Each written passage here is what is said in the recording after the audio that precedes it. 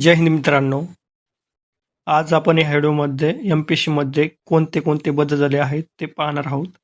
Video आवडल्यास like करा आणि शेअर करा आणि असेच व्हिडिओ पाहण्यासाठी चॅनलला सबस्क्राईब करायला विसरू नका.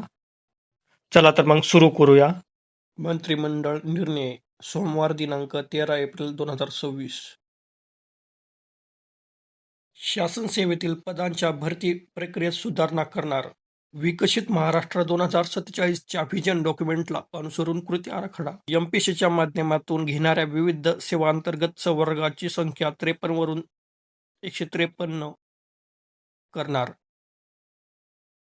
संयुक्त परीक्षा योजनेमध्ये नव्याने काही सेवांचा समावेश होणार. UPSCच्या धर्तीवर महाजॉब्स पोर्टलद्वारे निपुण सेतू उपक्रम राबविणार.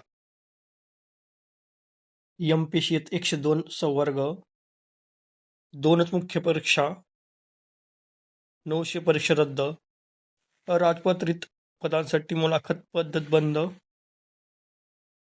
समान स्वरूपाच्या संवर्गासाठी वेगवेगळ्या अनुभवाची अटी, परीक्षांची संख्या कमी, सरळ सेवा भरतीसाठी अनुभवाची अट लागू राहणार नाही. वेटिंग लिस्ट 2 वर्षापर्यंत वाढ. लघुलेखकासारखी कालबाह्य झालेली 126 संवर्गातील पदे रद्द. काही राजपत्रित संवर्गातील पदे मुलाखतीऐवजी अंतर्गत पदोन्नती व प्रतिनियुक्तीने. हे होते MPSC मधील बदल. खूप सारे MPSCने बदल केले आहे. चॅनलला सबस्क्राईब करायला विसरू नका. चला तर मग भेटू नेक्स्ट व्हिडिओमध्ये. Take care.